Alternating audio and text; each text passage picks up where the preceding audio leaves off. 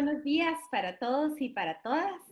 Bienvenidos a la cuarta sesión del ciclo de actualización para periodistas CAP sobre emergencias sanitarias y cambio climático. Es un gusto volver a encontrarnos en este espacio de formación. El tema de esta cuarta sesión del CAP se titula La pandemia COVID-19, viejos y nuevos problemas. Hoy nos acompaña como facilitador de la sesión Gabriel Mazarovich. Él es periodista y comunicador social uruguayo. Tiene 25 años de experiencia en prensa, radio y televisión. Gabriel fue editor de política, investigaciones periodísticas y jefe de redacción del diario La República durante 13 años. Además es panelista del programa Radial en Perspectiva en Radio Mundo de Uruguay, panelista del programa de televisión Todas las Voces en Canal 4 de Montevideo. Dirige el semanario El Popular en su país y es analista internacional y columnista de varios medios de comunicación latinoamericanos.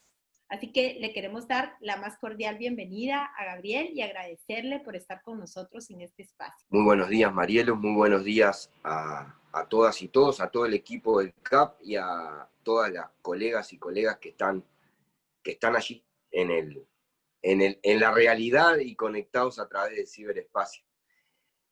Primero, agradecerles muchísimo la invitación.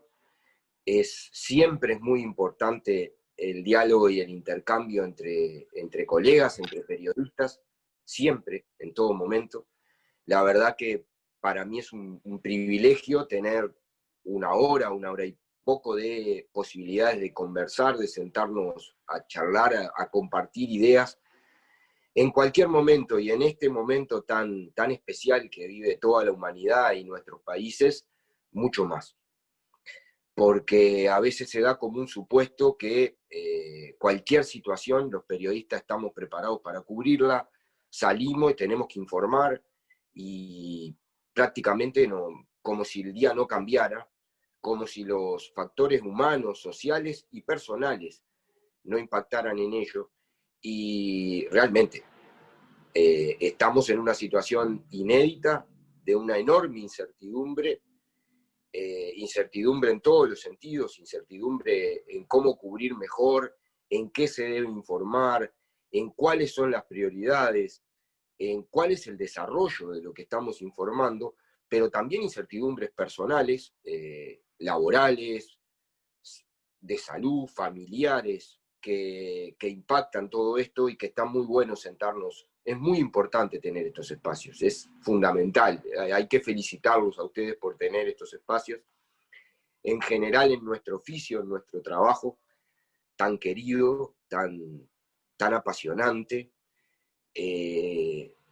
nos inculcan el tema de la competitividad, y a veces nos hacen correr atrás de primicias y esconder a otros colegas las cosas para poder salir primero. Y bueno, esa será la lógica comercial de los medios, pero nunca debería ser la lógica que prime en la relación entre colegas y entre compañeras, que eso somos.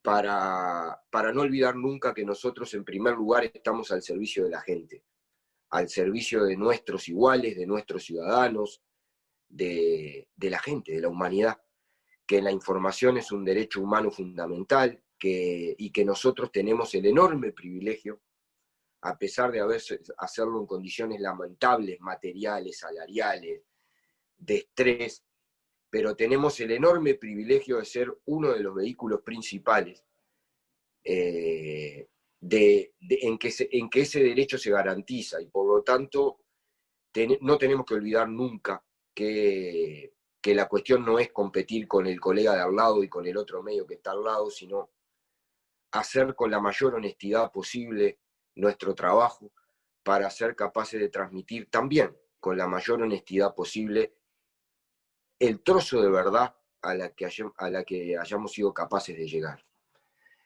Y esto, en un episodio de pandemia como la que vivimos, es fundamental. Fundamental. ¿Y por qué vino la pandemia? ¿De qué hablamos cuando hablamos de la pandemia? 2, ¿qué mundo alumbrará? ¿Qué mundo surgirá a partir de la superación de esta situación y si es que se supera, cómo se supera y cuáles son los desafíos planteados. Y 3, muy brevemente al final, los desafíos del periodismo y la información en estos escenarios, que no son pocos, claramente. Después le vamos a decir al final algunos textos que nos pareció muy interesantes, que por lo menos me ayudaron mucho en el trabajo y que estaría bueno leer y que los compartieran y sacaran sus propias conclusiones sobre ellos. Creo que en esta fase de la saturación informativa que hay, la desinformación, como todos los colegas saben, se produce de 2 maneras, básicamente.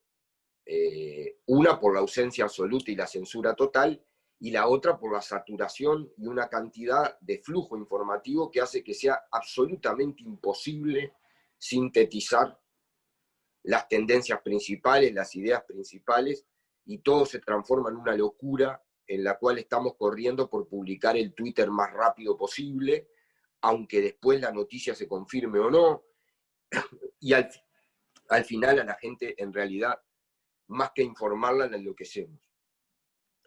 Entonces, en tiempos de crisis es muy importante tener pausas de reflexión, tener una mirada que nos saque del agua que nos llega hasta la nariz y a veces hasta los ojos, y que nos permita colocar los centros de preocupación, por lo menos intentarlo, en donde deberían estar, y no en donde otros crean que no se deberían estar. Entonces, empecemos por qué hablamos de la pandemia. Estamos hablando de lo que Ignacio Ramonet, el gran periodista, ex director de Le Monde Diplomatique, en un artículo que para mí no ha sido superado a lo largo de toda la pandemia, en el que publicó él, que se llama La pandemia y el sistema mundo, publicado en abril de este año, en Le Monde, en La Jornada, en varios sitios. Él lo califica de hecho social total. ¿Por qué habla de hecho social total? Porque afecta simultáneamente todas las esferas de la sociedad, a todos los seres humanos, de una y otra manera, a todas las instituciones y hasta el sistema de valores. Es un hecho que impacta todo y además a la vez.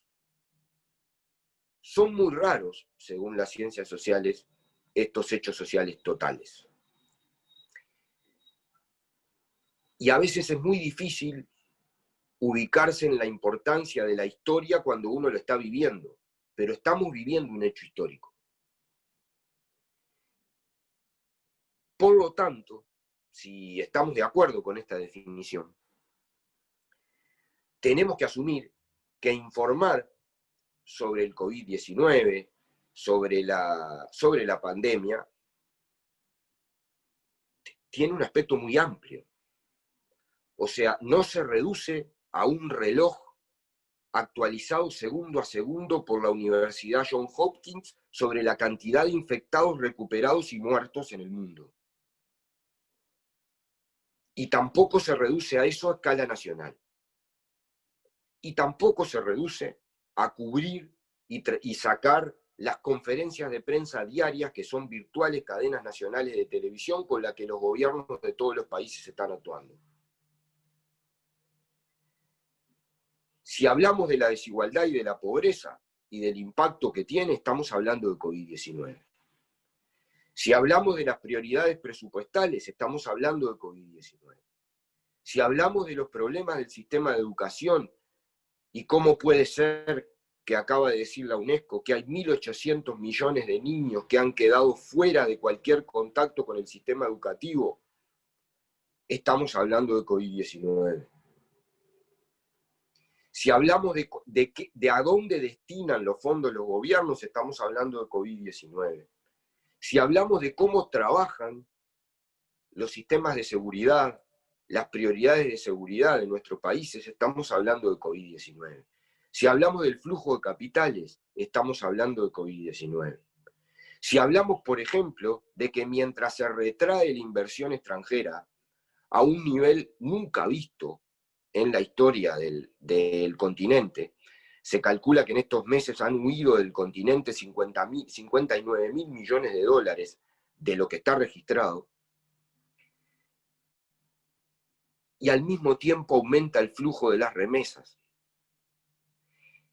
de nuestros migrantes, de nuestros conciudadanos, que aún en una situación paupérrima y con todo lo que tienen, se esfuerzan por mandarle a sus familias más, y con eso sostienen la economía. Estamos hablando de COVID-19, y estamos hablando de distintas maneras de cómo se comportan distintos actores sociales. Esto es muy importante, colegas, porque tenemos que evitar hacer un esfuerzo gigante, y yo sé que en las redacciones, en los medios, está todo el mundo esperando qué va a decir el presidente, el ministro de Salud, cómo se hicieron los contactos, cuántos infectados hay, cuántos recuperados hay. Pero es todo esto el COVID y mucho más. No hay nada de la actividad humana que nosotros debemos cubrir que no esté afectado por el impacto de esta pandemia. Hecho social total. Guardémonos ese contexto, por favor. Hay una conclusión incómoda. Vamos a hablar de eso un poquito más extenso luego. La primera conclusión es que la humanidad no estuvo a la altura, sus instituciones, sus ámbitos de coordinación, sus instituciones globales, no estuvieron a la altura de poder responder a este desafío global. Esa es la primera conclusión inevitable. Inevitable. Ahora, hay muchos intereses en que esa conclusión no se instale. Y por lo menos deberíamos ayudar a reflexionar.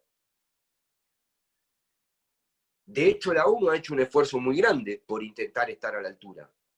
Ahora, lo han hecho agencias específicas de la ONU, también el secretario general, que ha llamado a un diálogo mundial para ver qué medidas se tomaban para la pandemia. La convocatoria tuvo menos éxito que un cenicero en una moto, ¿no? No le respondió nadie, ningún país. Pero sin duda la Organización Mundial de la Salud, aún en medio de enormes cuestionamientos, que estaría bueno que los viéramos también, ha hecho esfuerzos por dar criterios, por establecer, por dar alertas, por establecer cosas. También lo ha hecho la OIT, denunciando el lado social, hablando de que se van a perder más de 1.000 millones de empleos, se van a destruir, de que va a crecer la informalidad, de que va a haber una caída enorme del poder adquisitivo de los salarios y por lo tanto va a aumentar la pobreza y la desigualdad. Lo ha hecho la CEPAL en nuestro continente, informando también que ya hay 100 millones de pobres más en América Latina. Ahora, ya. No va a haber dentro de mucho tiempo, ahora. Lo hizo la FAO y el Programa Mundial de la Alimentación. Ahora, yo me pregunto y les pregunto, colegas, ¿de qué sirvió el Consejo de Seguridad de la ONU en esta crisis? ¿Para qué sirvió la OTAN? ¿Qué hizo la OEA? ¿Para qué sirvió el G7, el G20 y el Foro de Davos? Que son mostrados cotidianamente como los lugares donde se va a trazar el futuro de la humanidad y se van a plantear las medidas y que todos deberíamos respetar y todos nos matamos cubriéndolo cuando lo hacen. ¿Qué hicieron? ¿De qué sirvieron en esta pandemia? ¿Cuál fue su papel? ¿Qué aportaron? Me adelanto en decirles, absolutamente nada. Por lo tanto, en un desafío global que desafiaba a toda la humanidad, se ha mostrado que el sistema institucional o parainstitucional que tiene la humanidad para responder a los desafíos no ha servido. Y no es casualidad, porque también ha habido en todo este tiempo, y eso es muy importante plantearlo, una permanente erosión de estas instituciones y un traslado también ahí a las instituciones del mercado a las que no están controladas por ningún ámbito democrático, de las decisiones fundamentales, en todo sentido. Y por lo tanto, me parece que eso es un ámbito de reflexión muy importante, porque si bien es cierto, como se ha dicho y con razón, que el COVID-19 no distingue entre clases sociales, entre razas, entre etnias, ni en religiones, y que todos corremos peligro de ser infectados, es igual de cierto que la organización desigual de las sociedades sí distingue. Y que lo que ha hecho que sufran más los pobres, que sufran más los vulnerables, que sufran más los países más pobres en el contacto del impacto, no en los contagios, en el conjunto del impacto, es la forma en que está organizada la sociedad, no la pandemia. Porque la pandemia no cae en un mundo en abstracto, no cae en una realidad que no se conoce, en una realidad cualquiera o en un laboratorio ideal. Cae en una realidad concreta que es la que tenemos y construimos todos los días en nuestras sociedades. Y es esa construcción social la que sí distingue y la que va a seguir distinguiendo en el futuro. Para seguir avanzando en algunas ideas que le tendríamos que tener para salir un poco de todo lo que cubrimos todos los días, yo también. Al principio de la pandemia se generó un debate que cubrió varios medios internacionales y que se planteó sobre cómo se iba a salir. Y había dos grandes campos, pero se invirtió tiempo, espacio, escribieron de todo tipo y color, y había dos grandes campos. Uno que decía que la pandemia no iba a cambiar nada, que se iba a salir de vuelta hacia la normalidad, que las tendencias que se manifestaban como cambios, como el tema hacia el autoritarismo, la desigualdad, incluso la disputa en el liderazgo entre las potencias en el mundo, ya estaban antes y que lo único que haría la pandemia era acelerarlas.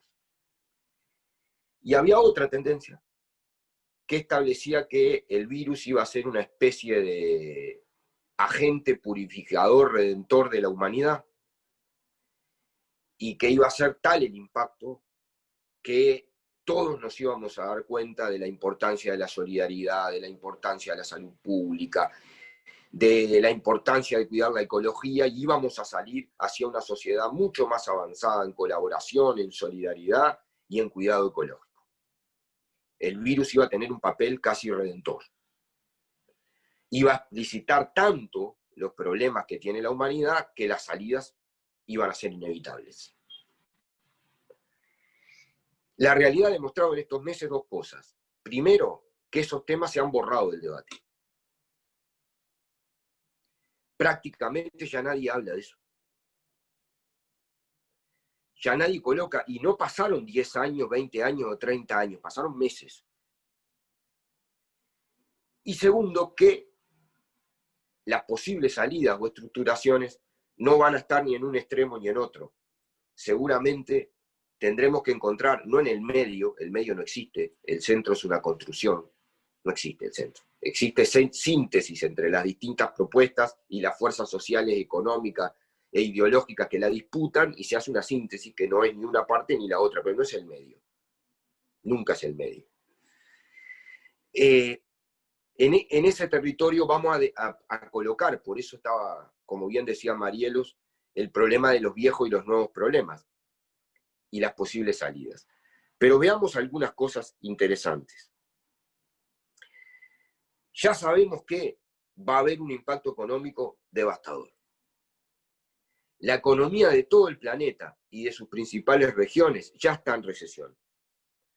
Se estima que entre 170 y 180 países de 195 existentes están en recesión o van a terminar el año en recesión. Es decir, además de caer toda la economía global, que según el FMI es una cosa, según la OIT es otra, pero todos coinciden en que va a caer y va a caer de forma importante, eso podría implicar que algunas regiones se salvaran y que No, algunas van a estar peor, pero todos los países van a estar en recesión. Eso es inédito. Eso plantea un desafío de destrucción económica, de destrucción social enorme, monumental. La crisis va a ser más grande que la de la depresión del 1929, ya la es, y también va a ser más grande que la crisis financiera del 2008. Tenemos algunos datitos más que es muy importante plantear. Vamos a volver sobre los aspectos económicos al final, pero hablemos de las otras cosas que han pasado. Las películas apocalípticas fueron superadas por la realidad. Estamos en un mundo donde, como decíamos, 4.000 millones de personas fueron encerradas a la vez. Donde se ponía multa y se aceptaba se acepta que está bien que pongan multa por salir a pasear más tiempo del autorizado.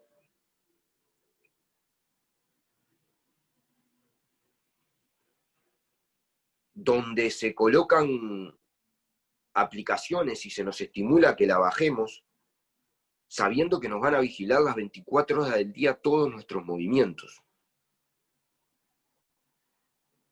Y nos parece bárbaro, y además decimos que nos deberían vigilar más.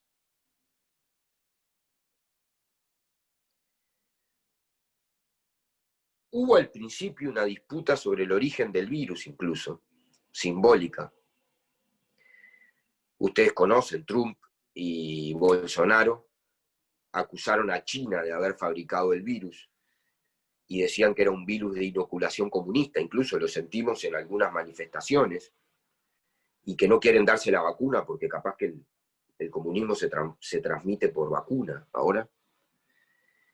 Y además de eso, China dijo lo contrario, y al principio de esta pandemia acusó a Estados Unidos de haber introducido el virus en Wuhan a partir de unos Juegos Olímpicos militares que se realizaron, es verdad, unos meses antes de que saliera el virus ahí.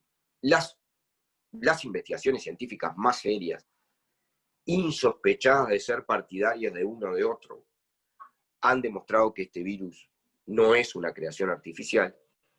Siguen operaciones de inteligencia y cada tanto aparece alguien que dice que vio cómo lo sacaron de un laboratorio militar de uno u otro lado, pero en realidad las investigaciones científicas han probado que esto en realidad tiene que ver con la depredación ecológica, con la interacción con virus que estuvieron durante millones de años en organismos animales y que al transmitirse al ser humano se transforman en letales. El problema es que esta conclusión es mucho más cuestionadora que las otras, ¿no? En torno a lo que se hace, es mucho más fácil echarle la culpa a alguien en concreto y a un laboratorio militar y a una conspiración que entender que es la acción hegemónica de toda la humanidad la que está depredando el planeta y nos pone en peligro al planeta y a nosotros. En esas sociedades desiguales, decíamos, este virus vino a impactar. ¿Por qué se extendió tan rápidamente? Y bueno, se extendió tan rápidamente por algunas características científicas que ustedes conocen y que además en las charlas anteriores que las vi, que están muy buenas, la verdad, del CAP, muy buenas, les explicaron mucho mejor, así que no es ninguna necesidad de extenderse, porque había una conexión en el mundo inédita antes. O sea, hoy estamos conectados no solo por las redes, sino también por vías de comunicación terrestres, aéreas y marítimas como nunca en la historia de la humanidad, y por las condiciones de desigualdad de las que hablábamos.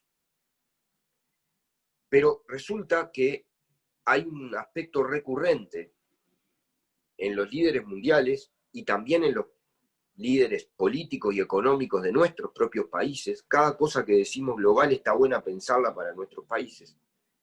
De que dicen que nadie podía prever de que esto iba a pasar. Bueno, eso es una gran mentira. Es una gigantesca mentira que nadie podía prever lo que iba a pasar. Es más, Nunca estuvo tan avisada la humanidad de que esto podía pasar. Nunca. Esta pandemia no es un terremoto que vino de repente, ni la irrupción de un virus que es igual a la lava de un volcán que estaba inactivo y de repente mágicamente se activó por alguna reacción química extraña en el centro de la Tierra. No. Estuvimos avisados durante décadas de múltiples maneras. Estuvimos avisados por la ficción, que en realidad refleja los temores de la realidad, por películas, libros, algunos de ellos ficción completa, otros no, otros de divulgación científica apoyados en realidades. Pero me dirán, bueno, eso es demasiado estrafalario. Bueno, líderes políticos tan disímiles como Fidel Castro y Barack Obama, en su momento Gandhi, también alertaron sobre la posibilidad de esto, con la depredación ecológica, en distintos momentos.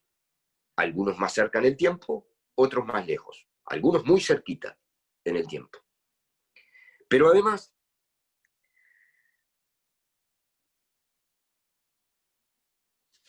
no me quiero equivocar en las cifras para no tirarles los años. En noviembre del 2008, el Consejo Nacional de Inteligencia de Estados Unidos, que es el espacio de previsión geopolítica que tiene la CIA, hizo un informe que se lo entregó al Congreso y al presidente de Estados Unidos, no fue un informe secreto, del que participaron 2.500 expertos de 35 países de los 5 continentes. En ese informe, 2008, se dice que antes del 2025, el peligro más grande que tiene la humanidad es una pandemia, de una epidemia respiratoria.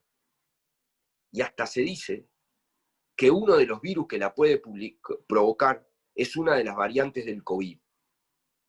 2008. En enero del 2017, esta vez el Pentágono hizo un informe y dice textualmente: la amenaza más probable y significativa para los ciudadanos estadounidenses es una nueva enfermedad respiratoria. Advertían que Estados Unidos y todos los países industrializados carecían de mascarillas, respiradores y camas hospitalarias adecuadas. Y decían además que era muy probable que se desatara por la concentración demográfica y por la interacción con animales y la depredación ecológica en el sur de Asia, y que no lo iban a poder parar. La Organización Mundial de la Salud también lo hizo en el 2017, 2018 y 2019, con predicciones tan precisas que hasta desatan las cuestiones conspiratorias de si no habrá sido. Todos nosotros habremos leído que lo predijo Bill Gates también, ¿no? Que se basaba en esto, no es que fuera mago, ¿no? Las reacciones fueron ignorar todo esto, incluido Donald Trump, que un mes después de recibir el informe del Pentágono, no es que fue una ONG ecologista, disolvió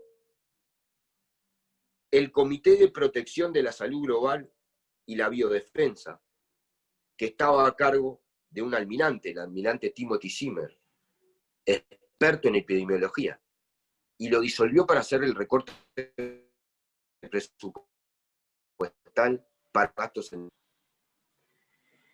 Pero además, si todo esto fuera poco, ¿no?,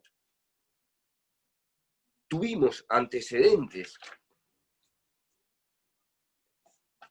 en la historia de la humanidad y antecedentes inmediatos. En el 2002, en el 2016, de diferentes tipos de enfermedades respiratorias pandémicas.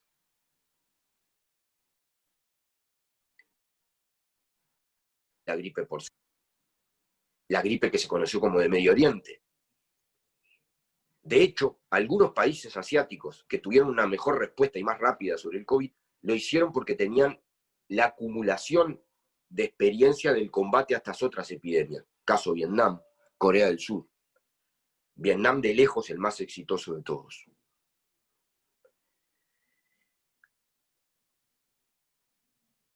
Es más, cuando se dieron esas pandemias, se comenzó con fondos muy importantes de miles de millones de dólares la investigación de una vacuna.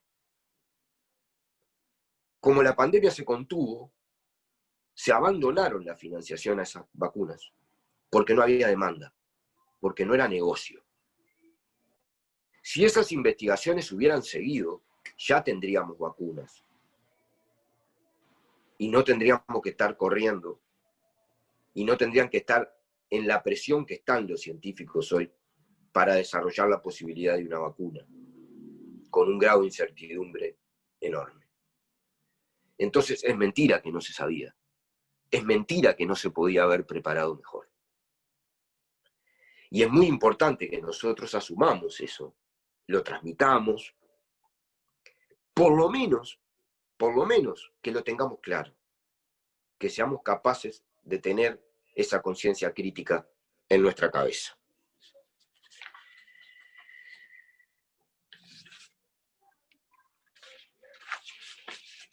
En este mundo en el que estamos y en esta descripción, hablar de los viejos y nuevos problemas.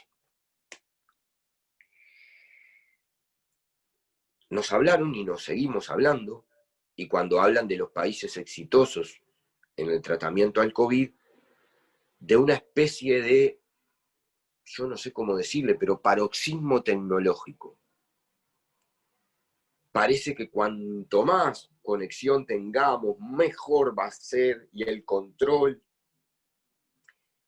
y que el seguimiento de los contactos que se puede hacer, y la vigilancia, y el reconocimiento facial al entrar a los shopping, y al entrar en el metro, y al estar en la esquina, y la posibilidad de seguirte con cámaras desde que abrís la puerta, adentro de tu casa con tu celular, y desde que abrís la puerta de tu casa con cámaras de seguridad urbanas, permanentemente, y eso es una maravilla.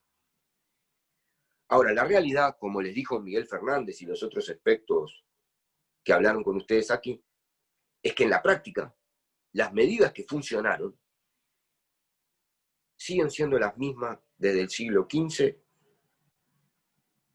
mejoradas. Es decir, el cierre de fronteras, la cuarentena, el distanciamiento social, la cobertura de la boca, lavarse las manos, la higiene. Y una cosa particularmente muy importante, que es la capacidad de la población, de nuestras ciudadanas y ciudadanos, de entender lo que se les estaba sugiriendo y planteando, y la posibilidad de cumplirlo. ¿A qué me refiero? Por no hablar de Uruguay, hablemos de Guatemala. El aislamiento social y lavarse las manos todo el tiempo y mantenerse es muy fácil de cumplir relativamente en la zona 10 de la ciudad de Guatemala. ¿Cómo se cumple en el Gallito?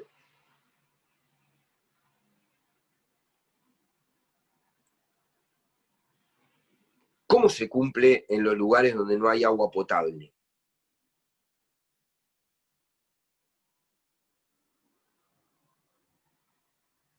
¿Cómo se cumple con el Estado en retirada de todos lados? ¿Quién lo organiza? ¿Cómo se cumple con sistemas de salud pública deteriorados durante décadas? Durante décadas. Y además vilipendiados, diciendo que no sirve. Y en lugares donde ni siquiera ese deteriorado sistema de salud pública llega. Es bárbaro hacer una plaquita de WhatsApp y decir que ante los primeros síntomas deben llamar a un médico, y no vayan al hospital. Si todos nosotros sabemos que en nuestros países hay comunidades donde un médico es más raro que un trébol de 5 hojas y no tienen ningún hospital a donde ir aunque quieran, en cientos de kilómetros a la redonda.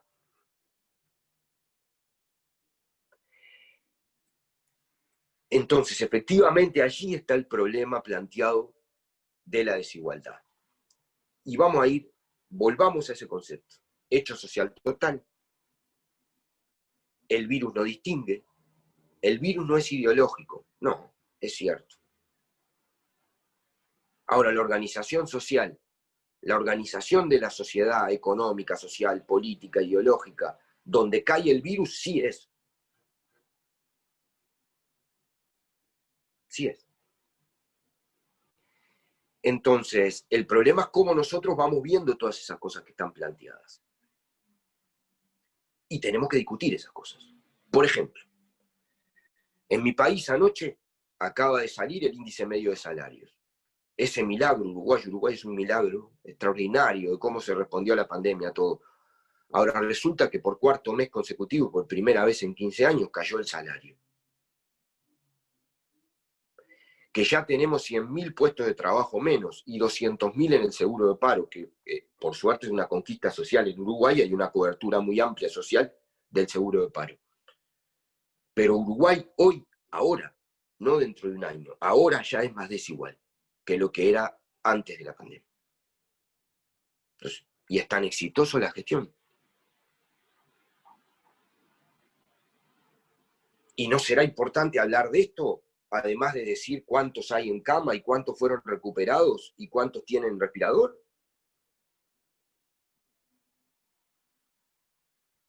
Y colocar esto como un tema central sobre lo que se va a hacer.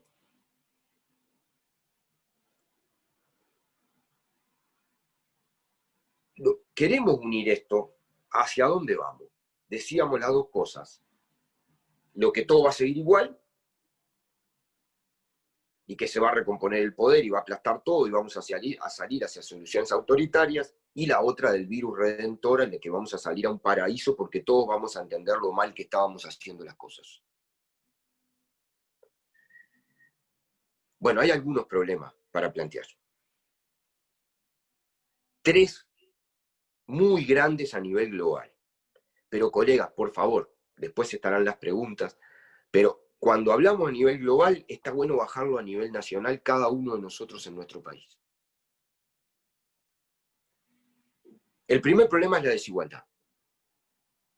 El mundo no se sostiene más con esta desigualdad. Ya hay algunos cientistas sociales que plantean cuánta desigualdad soporta la democracia sin dejar de ser democracia y transformarse en oligarquía. Tenemos claro, oligarquía, concepto, un gobierno de unos pocos privilegiados en defensa de sí mismo.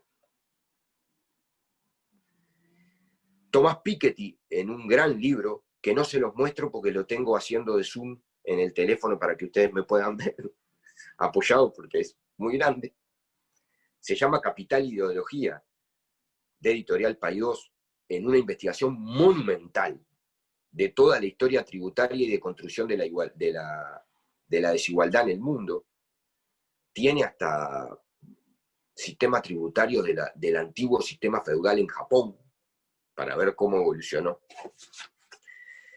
Dice textualmente: el aumento de las desigualdades económicas, observado en la mayoría de los países y las regiones del planeta desde la década de 1980 y 1990, figura entre los cambios más inquietantes a los que se enfrenta el mundo a comienzos del siglo XXI. Es muy difícil imaginar soluciones a otros desafíos de nuestro tiempo, como el cambio climático y las migraciones, si antes no somos capaces de reducir las desigualdades.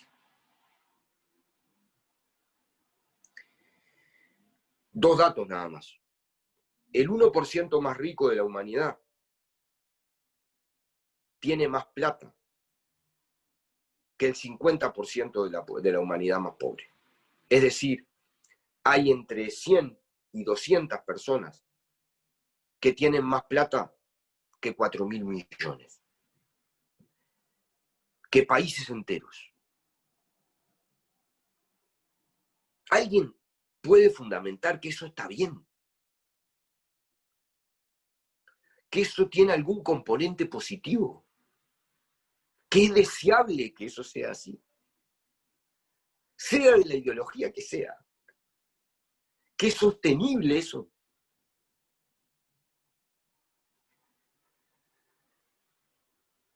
Piketty en esta investigación da que entre 1980 y 2018 el 10% más rico de la población mundial pasó de tener entre el 25 y el 35% de la renta total a tener entre el 35 y el 55%. No se conoce en la historia de la humanidad una concentración de la riqueza tan grande en un periodo tan corto de tiempo. Esto tiene la contracara, ¿no? El 50% más pobre pasó de tener de entre el 20 y el 25% de la renta total de la humanidad a tener entre el 15 y el 18%. Porque siempre la moneda es de dos caras. El otro gran problema que tiene enfrentada la humanidad, que lo tenía con COVID o sin COVID, es cierto, pero que el COVID ha puesto como una llaga, es el tema de la sustentabilidad del desarrollo.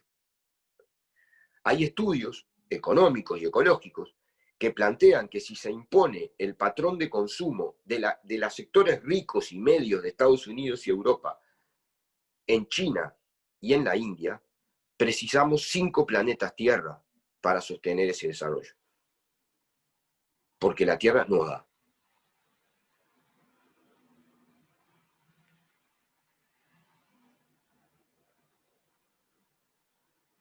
Los científicos del cambio climático han advertido sistemáticamente, miles de veces, con miles de documentos y de estudios, aunque algunos todavía lo niegan, que vamos hacia un desbarranco. Algunos han dicho con esto del COVID que la diferencia entre el cambio climático y el COVID es que el COVID mata más rápido. Y que además las pandemias avisaron que el cambio climático ya no va a avisar más.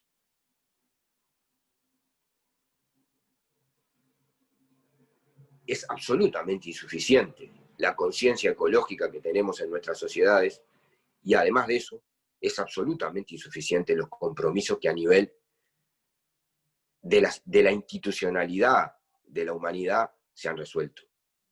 No sirven para nada. También ahí hay desigualdades.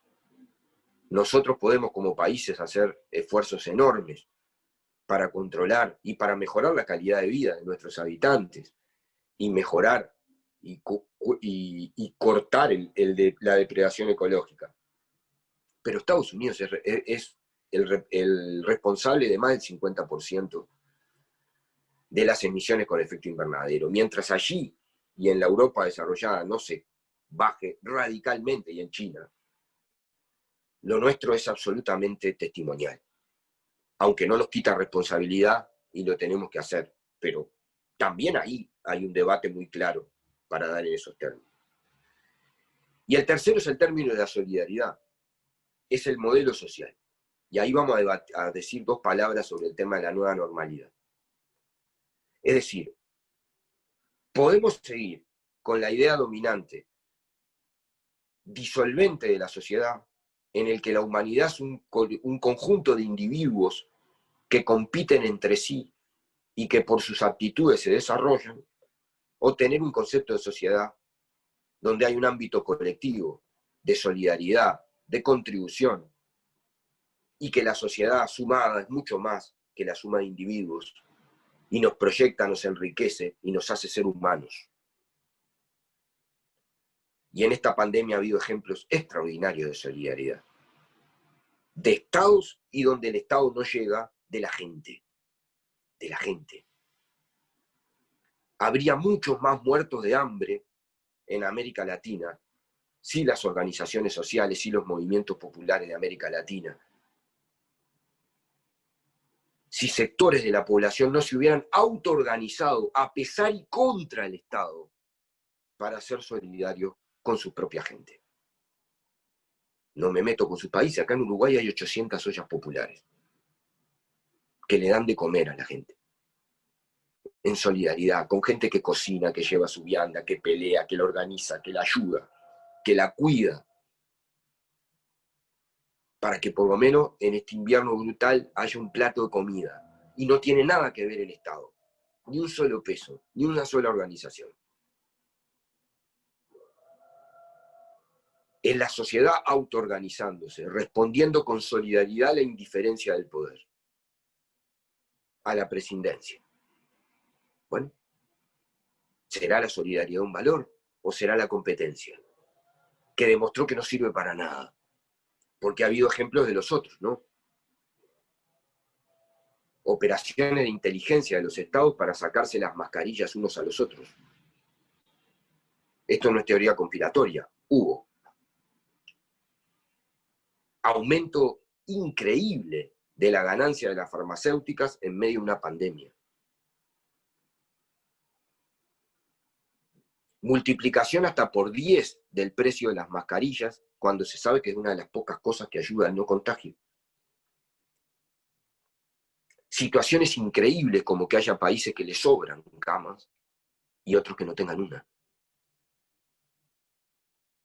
Recuerdo que en una investigación periodística, hace poco, hace unos años, cuando todavía no estaba internet ni nada, hablábamos de la brecha del desarrollo, de ese continente olvidado, al que la humanidad le tendría que pedir perdón de rodillas, que es África.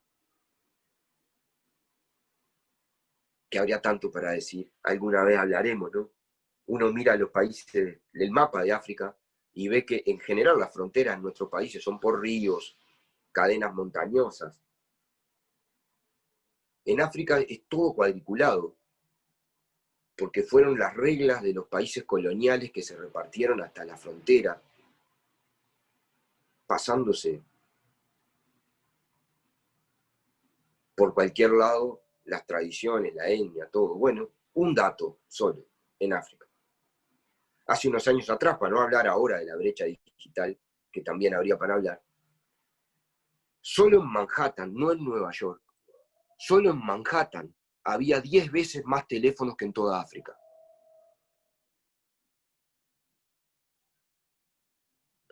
Y nos quieren decir que las condiciones para enfrentar las cosas son iguales y que este mundo es bárbaro y que vamos a señar. Porque debe haber alguna decisión divina, alguna magia, una energía astral que hace que sea más importante que haya teléfonos en Manhattan que en Luanda, ¿no? Decía las 3 grandes cosas: desigualdad, ecología, colaboración y solidaridad. Pero hablemos de los viejos y nuevos problemas que hablamos.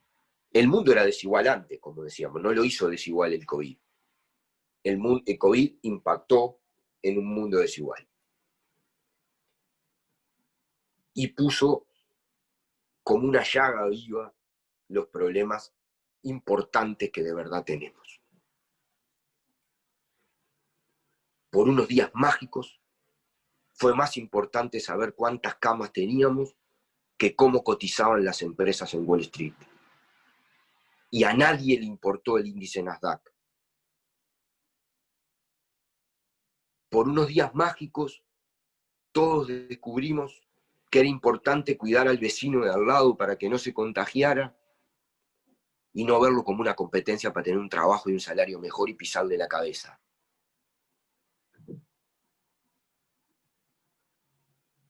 Por unos días mágicos, dejamos de aplaudir a ídolos con pie de barro, porque cantan lindo, porque son influencers, porque juegan bien al fútbol, o al básquetbol, o al béisbol, y aplaudimos a los médicos y a las enfermeras. Por unos días mágicos todos nos escandalizamos de saber que un jugador de fútbol, por patear bien la pelota, gana 1200 veces más que el mejor científico que está investigando la vacuna para curarnos.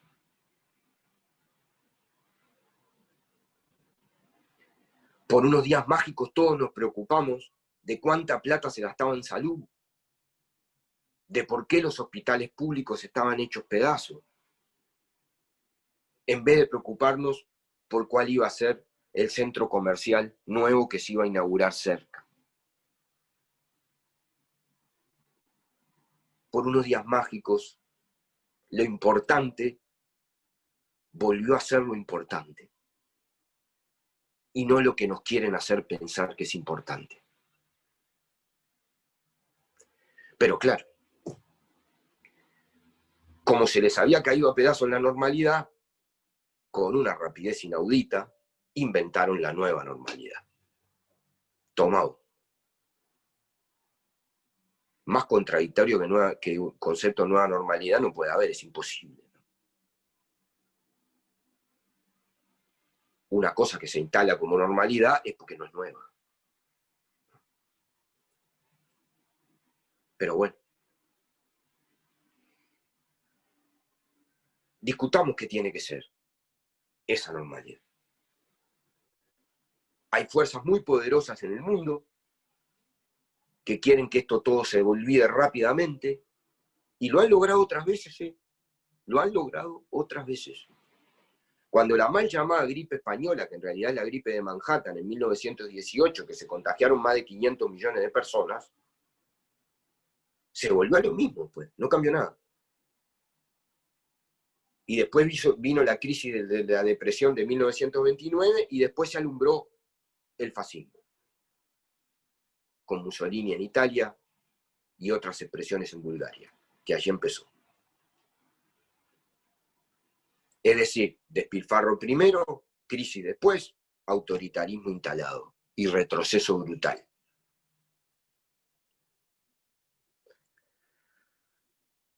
No es menor este dato histórico.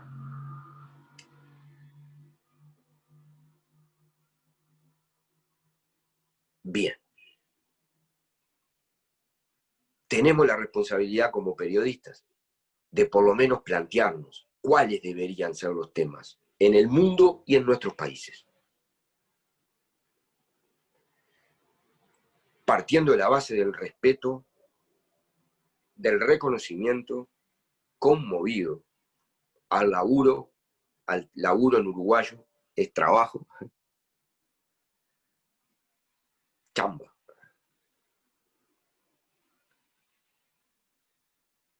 ¿Qué están haciendo? Al riesgo, a la incertidumbre laboral, al peligro de contagiar a la familia y salir a trabajar. Nadie está diciendo que salgan como héroes de Marvel a escribir y a inmolarse. Por lo menos estas cosas ayudan a que la pensemos, a que pensemos qué hace falta, qué estamos haciendo bien, qué nos falta, cómo podemos ayudarnos. Por ejemplo, debería redefinirse el concepto de seguridad nacional.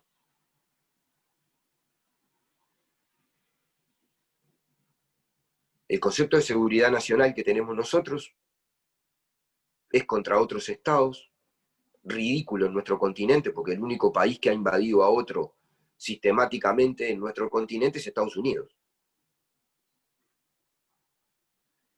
Pero bueno, en la historia, a lo largo de 200 años de vida independiente de nuestros países. También Argentina le invadió las Malvinas a Inglaterra y Estados Unidos se puso al lado de Inglaterra. Pero luego es amenazas como el terrorismo, como el narcotráfico, y se ponen todos los recursos al servicio de eso. Bien, estos días raros han demostrado que todo eso no sirve para nada cuando las amenazas de verdad que están planteadas sobre la vida y sobre la gente se manifiestan. ¿De qué nos sirvieron las tropas de élite? Los helicópteros artillados. ¿Piensan combatir el virus con misiles? ¿Lo piensan matar a misilazos? O con los super rifles de alta precisión que te parten a la mitad 600 metros que tienen todas nuestras policías para luchar contra el narco, supuestamente.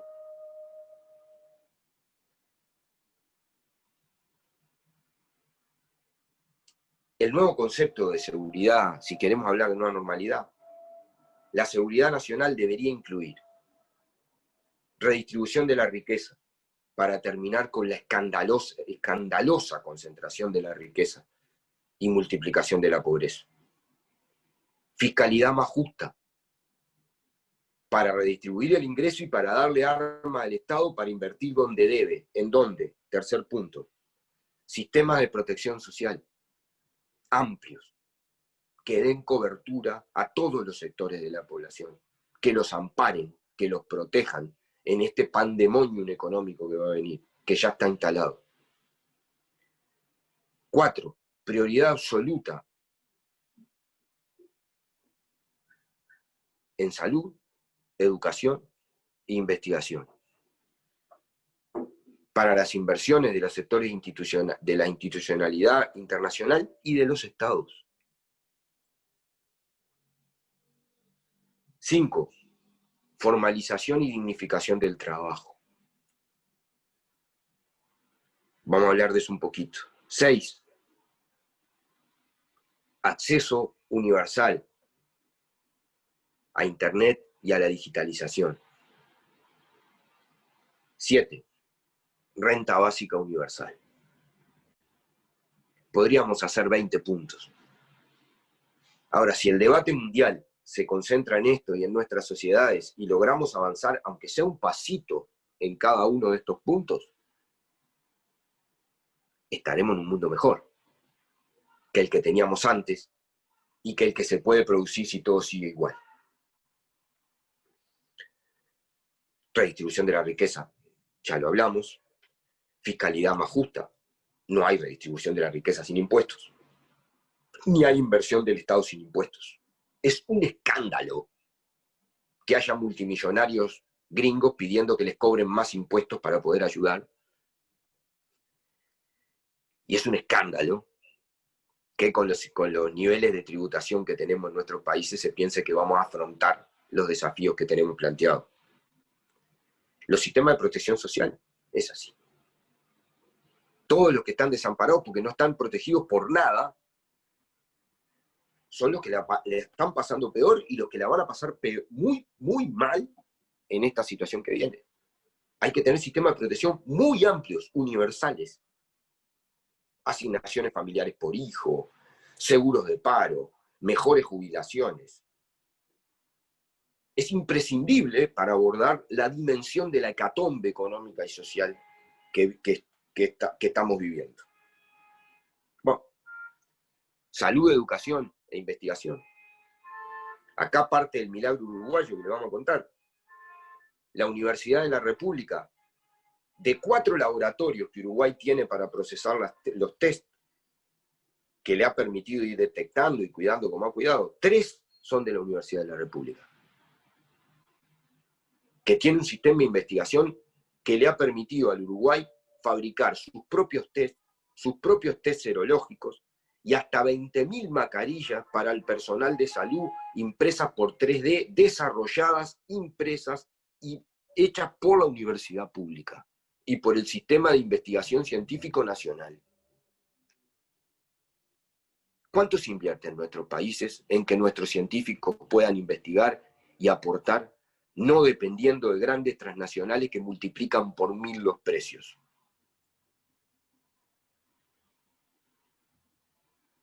Es un debate. Tiene que haber ciencia y tecnología desarrollada en América Latina. Tenemos que aportar desde todos lados, desde las universidades y desde los gobiernos.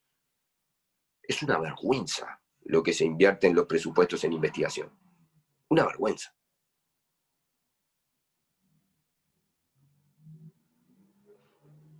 Ese es uno de los planteos que tenemos. Formalización del trabajo. Porque está bárbaro que nos dicen, qué horrible, si yo no puedo cerrar la economía porque el 70% de mi población está en trabajo informal y vive día a día y tiene que comer y entonces se muere de hambre. Bárbaro. Primero, lo sabías de mucho antes que la pandemia, ¿no? Y segundo, si ese es un problema y se detectó que es un problema y lo es, gravísimo, para poder hacer, ¿qué vamos a hacer? ¿Va a seguir siendo eso?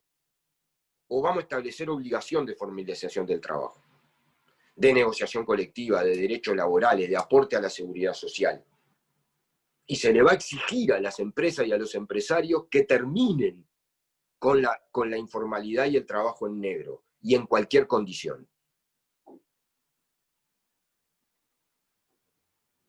Porque si no, ¿para qué sirve el diagnóstico?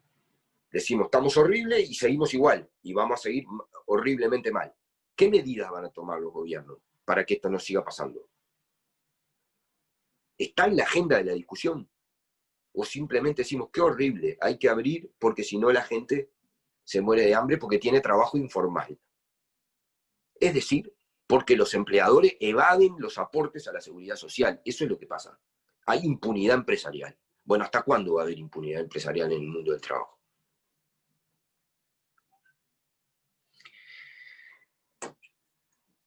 Y la renta básica universal, que parecía que era un planteo de ciencia ficción, de cenáculos de radicales de izquierda y ONGs locas que planteaban eso en el Foro Social Mundial.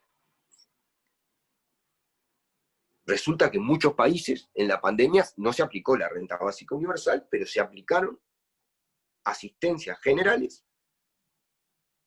económicas, monetarias, a los sectores más vulnerables. Y hay países donde, por ejemplo, el Estado paga el salario de los trabajadores para que no los despidan. Y le exigen a las empresas contrapartida de que los empleen. Hay rentas transitorias en muchos países. Bueno, la vida demostró que se podía. Que era mentira que no se podía. Se pudo. Por lo tanto, es obligatorio para reducir la pobreza, el hambre y la vulnerabilidad sanitaria, social, económica de la gente, pensar en una renta básica universal. En que por el hecho de ser humano, tengas garantizado un ingreso mínimo para vivir con mínima dignidad y no morirte de hambre como una piedra en todas nuestras ciudades ante la indiferencia del resto de la sociedad. Termino con el planteo de los desafíos del periodismo. Hay un profesor de periodismo argentino, muy cínico él, que cuando le pedían la definición de periodismo decía, periodismo es todo aquello que entra en el espacio libre que dejan los avisos.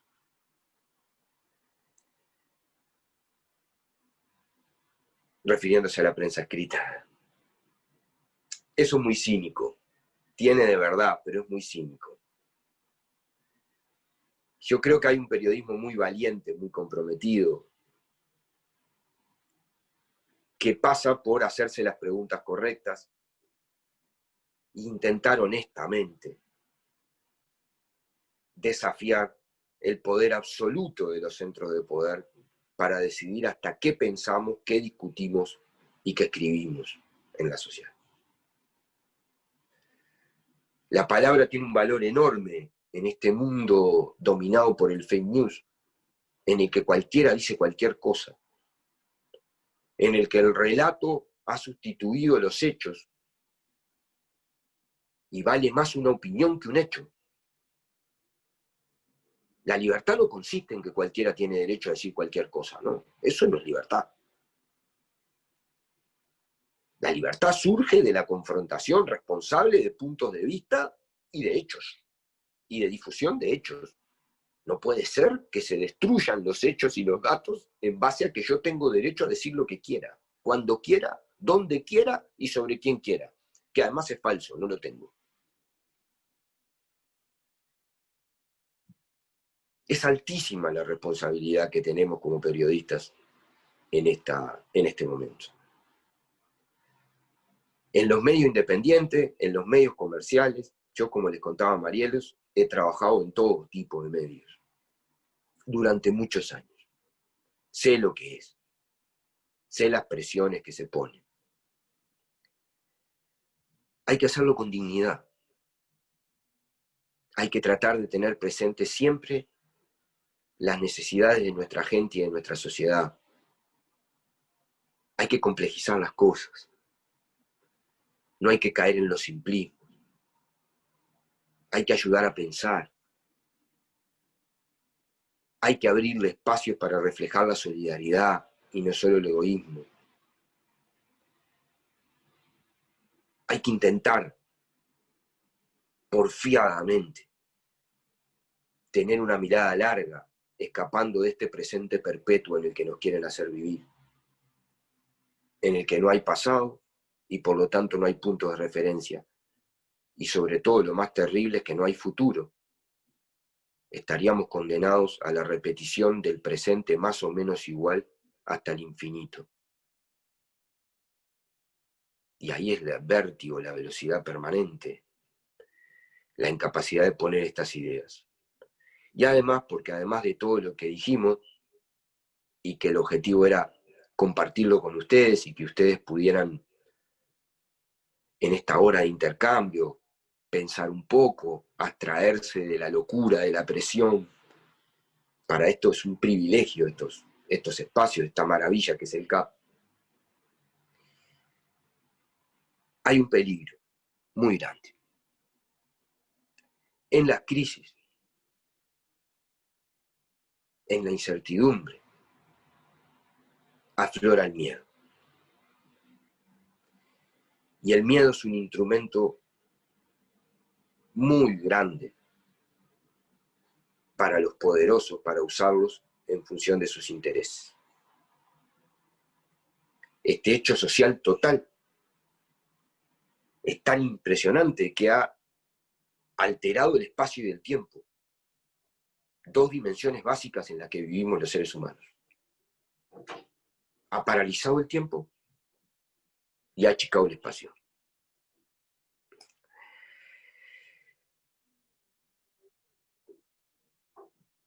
El miedo, la incertidumbre, son caldo de cultivo para salidas autoritarias, para depositar en líderes u organizaciones mesiánicas las soluciones a problemas complejos que deben ser abordados por los colectivos sociales. Hay ejemplos terribles, como Jair Bolsonaro, Trump, Urban.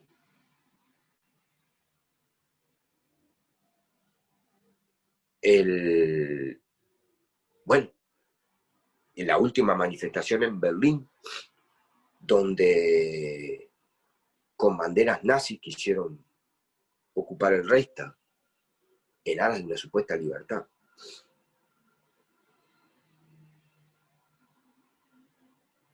Es bueno, colegas, reafirmarnos, aunque sea desde la convicción, desde la emoción de hablarles a ustedes, respetando su trabajo, que no es con el autoritarismo que se sale de esto. La democracia es una construcción permanente de libertad e igualdad y presupone la participación de la sociedad. Es falsa la oposición entre libertad e igualdad. Si no se agrega igualdad, la libertad solo consiste en poder reproducir en el tiempo los privilegios y el status quo establecido. Es de la combinación de la libertad y la igualdad que surgen los avances sociales y las sociedades se hacen mejores. Y el periodismo puede ser un espacio de defensa de la democracia, por lo tanto de defensa de la libertad y la igualdad, si ayudamos a nuestra gente a no dejarse torsionar con el miedo, a pensar y a saber que el futuro no está determinado por nadie, el futuro depende de nosotros, depende de cómo seamos capaces de instalar los debates necesarios en los lugares necesarios y de construir los consensos sociales para ir avanzando en los problemas reales de la humanidad. Es un placer conversar con colegas en este ámbito tan lindo que es el CAP, tan necesario. Júntense, conversen entre ustedes, ayúdense. Es muy importante sentir que uno no está solo en estas situaciones y bueno, cuenten con nosotros para lo que sea. Muchas gracias. Muchísimas gracias a nuestro colega Gabriel Mazarovich por haber abordado este tema en la sesión del CAP, Pandemia COVID-19, viejos y nuevos problemas, una excelente exposición. La primera pregunta dice, entre los viejos y los nuevos problemas está el sistema económico neoliberal que utiliza a los medios de comunicación como puntas de lanza para crear terror y reforzar la desigualdad. ¿Cómo podemos responder ante esto desde los periodistas que trabajamos en estos medios y que retransmiten todo eso? Saltar la censura mientras hay una guillotina en el cuello para controlar los contenidos. Ese es un tema que tiene que ver también con una segunda pregunta que va relacionada y dice, en temas de comunicación no existe un plano equitativo tampoco. Los periodistas de medios independientes tratan de informar responsablemente, pero hay campañas de desinformación coordinada que se generan, por ejemplo, en Estados Unidos, se replican en Europa, en Guatemala, en Centroamérica y en Uruguay. ¿Qué herramientas podemos implementar frente a esta forma de difundir información o desinformación? Sí, sí, sin duda. Y quizás sea un tema que tengamos que abordar todos los periodistas y los colegas con mucha claridad. Estas dos preguntas son efectivamente así. Mire, Eduardo Galeano, un escritor uruguayo, decía que ante la definición de que el periodismo era el cuarto poder, él decía que eso era mentira y que en realidad era un poder de cuarta. Siendo muy cínico como era Galeano. Y en realidad no es como dice Eduardo, en broma. En realidad los medios de comunicación no son un poder aparte, son parte del único poder que existe. Son parte de la construcción hegemónica, sin ningún lugar a duda. Lo son material y subjetivamente.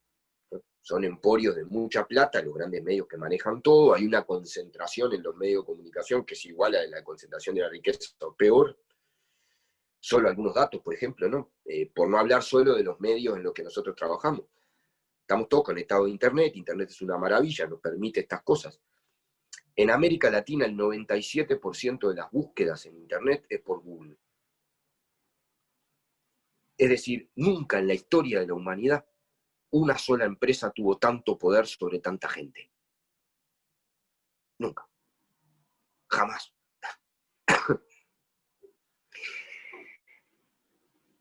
Y ahora a nosotros incluso nos parece bien que, por ejemplo, si Trump miente, Facebook y Twitter lo censuren. Ahora, ¿está bien que la decisión de si se difunden mentiras o no dependa de dos empresas privadas yanquis en el mundo entero? Es muy llamativo que eso no sea un escándalo. Y creo que les queda muy claro que yo no tengo nada a favor de Trump, ¿no? Pero es una cosa muy loca que dos empresas tengan la potestad de decidir cuánto, qué cosas tienen que regular y no en los escenarios muy grandes. Efectivamente es así. Y yo en este momento trabajo también en prensa alternativa, trabajé en prensa comercial, como les decía, largos años. Y yo creo que hay dos o tres cosas interesantes para plantear. Primero, no hay que guardarse el debate, hay que darlo.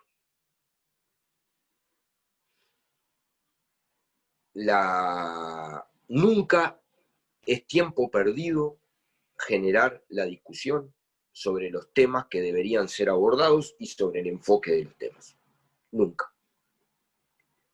Siempre algo queda en el debate en el medio, en la nota que puedas publicar o en la conversación con la gente que les toca. Dos, hay que fortalecer los espacios alternativos. Es muy importante. O sea, y es bien importante lo que decía siempre un compañero profesor mío, que decía siempre, sí, alternativo sí, por el contenido y por la agenda, pero de masas. Porque si alternativo es sinónimo para un cenáculo de iniciados o convencidos y para un grupo reducido de gente no sirve para nada. Es muy heroico, pero en el combate no. Entonces, alternativo sí, en la forma de abordar los temas, en la forma de abordar de la agenda, en darle voz a los invisibilizados, en debatir la agenda mediática con el poder. Sí, ahora tenemos que encontrar los caminos para que sean de masas. En el lenguaje, en el formato, en la manera de contar las cosas. Efectivamente es así. Dos, creo que para terminar con estas dos preguntas englobadas, contestarlas llevaría otro taller. Me parece bien importante no comernos la comida, decimos acá, no tomarnos la pastilla que nos quieren dar, que nos limita. A ver, se supone que ahora todo es mejor si son videos cortitos, con muchos dibujos, el texto no lo lee nadie, seguro, supuestamente, tenemos que ser cortos, simples, porque si manejamos conceptos complejos la gente no entiende, todo tiene que ser breve. Ahora, resulta que antes vos comprabas un libro y leías una historia en un libro de 300 páginas. Ahora, esa misma historia en Netflix es una serie con 10 temporadas. Para entretenerte y mantenerte como un nabo frente a la pantalla, son válidos 10 años. Ahora, para un artículo donde expliques la desigualdad social y la crisis ecológica, tienen que ser 300 caracteres porque tiene que ir en Twitter. Si escribís más, está complicado, no sirve. No es llamativo. Porque además, incluso, a ver, los seres humanos tenemos la posibilidad del pensamiento abstracto. El pensamiento abstracto, el pensamiento, el razonamiento, lo hacemos con conceptos. Los conceptos son palabras. Los seres humanos pensamos con palabras, cuando pensamos en complejo, en elementos complejos sociales. La pérdida de vocabulario, la pérdida del desarrollo preciso y de la extensión que sea de los razonamientos complejos nos lleva a razonamientos simples, nos lleva a empobrecimiento del pensamiento y de la transmisión. Eso también es comunicación alternativa. Y además la vida ha demostrado que es mentiras. Claro, si haces un mamotreto gigante, escribís mal y escribís lo que a nadie le importa, nadie te va a leer. Pero, por ejemplo, este artículo de Ramonet es larguísimo, es enorme, y tiene millones de lecturas, millones, en el mundo entero, en 27 idiomas. Nosotros, por ejemplo, en el semanario Humilde en el que yo trabajo, publicamos una investigación sobre los 421 civiles que tuvieron cargos de confianza en la dictadura fascista en Uruguay. 4 páginas era la investigación y tiene 400 nombres, y será aburrido además, ¿no? Con el coso, con todo lo demás. Lo publicamos de vuelta este año y lleva cerca de 50.000 lecturas. O sea, hay temas interesantes, bien planteados, que no nos tenemos que atar ni siquiera a los esquemas que nos plantean. Y lo otro es generar estos espacios. Yo saludo el CAP de verdad. Creo que es un espacio formidable. Nosotros aquí en Uruguay tenemos el sindicato de periodistas, ustedes en sus países también. Los espacios colectivos donde los colegas nos encontremos, independientemente del medio donde trabajemos, en tanto trabajadores de la comunicación, son fundamentales, insustituibles. Realmente es muy importante que, unido a las universidades, a la formación de los nuevos periodistas, es muy importante. Vienen épocas muy difíciles para el periodismo, desde el punto de vista laboral y desde el punto de vista del cierre de espacios. Eso inevitablemente ya se está expresando y se va a expresar. Gracias, Gabriel. Tenemos otras preguntas. Una dice, estamos viendo cómo esta pandemia está sirviendo para todo, para que haya más corrupción, para que se suban los precios de las medicinas y los alimentos, para que la gente viva peor, para que haya medidas autoritarias desde el poder. ¿Cómo podemos visibilizar que la pandemia está siendo un paraguas para que pasen estas cosas? porque hay gente que incluso admira a los líderes autoritarios. Y esa la unimos a otra que dice, en Centroamérica los gobiernos se han caracterizado por elegir medidas autoritarias y limitar la información durante la pandemia. ¿Cómo podemos los periodistas superar estos desafíos para informar a la población? Bueno, primero, agradecer las preguntas porque efectivamente todas las que has leído, Marielos, hasta ahora van al centro de la cuestión. Reflexionemos, colega. ¿Qué diferencia en esta conversación? Hablamos del COVID-19 con las conferencias de prensa de todos nuestros gobiernos, de todos. Que algunos ni conferencias de prensa son exposiciones diarias de los gobernantes. ¿En cuántas están presentes estos temas? En ninguna. Yo les hablaba de que el miedo es un viejo instrumento del poder para fortalecerse. La pandemia les facilita esto claramente.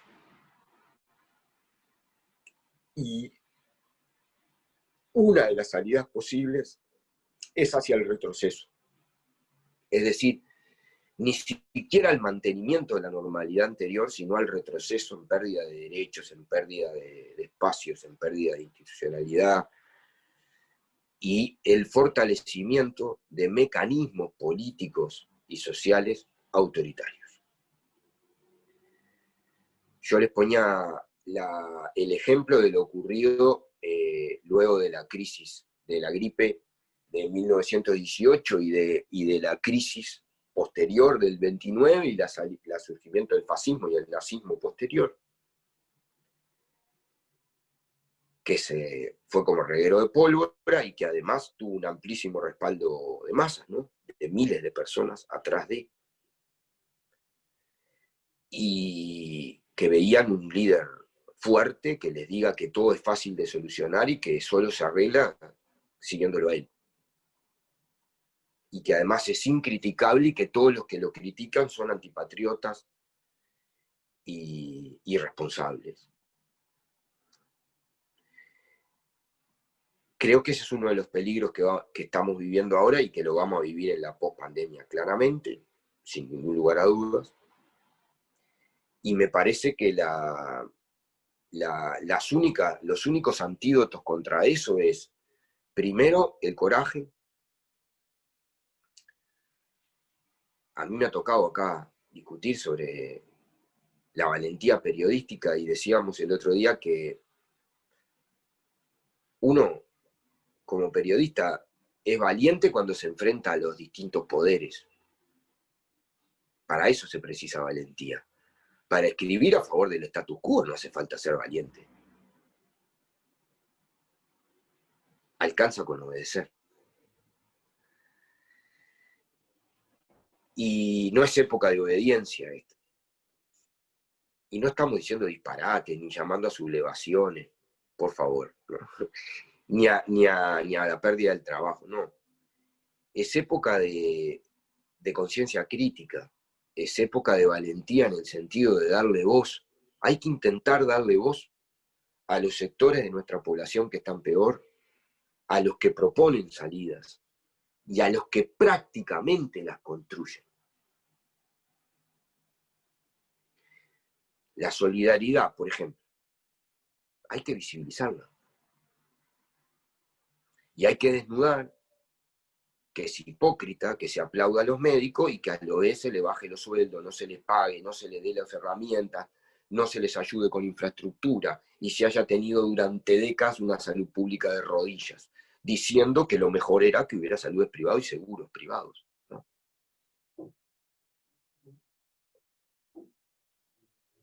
Es imprescindible, por ejemplo, en el tema de la salud, ir hacia sistemas nacionales integrados de salud. Uruguay lo tiene.